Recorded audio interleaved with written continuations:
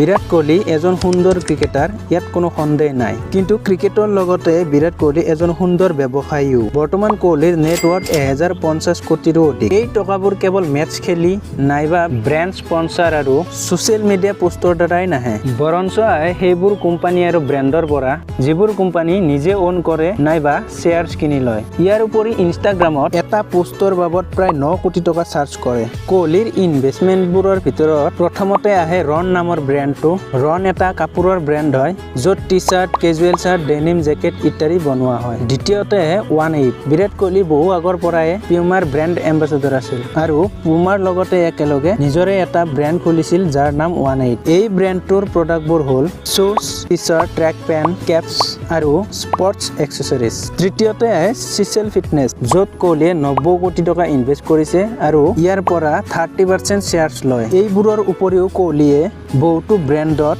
নিজৰ ইনভেষ্টমেণ্ট ৰাখি থৈ দিছে, যেনে স্পট কনভো, Digit Insurance, FC Goa, UAE Royals, Bengaluru Yoddhas, ৰেচ কফি, ব্লু ট্ৰাইব ইত্যাদি, য'ৰ পৰা কোহলিয়ে ভালেমান শ্বেয়াৰ্ছ লৈ থাকে।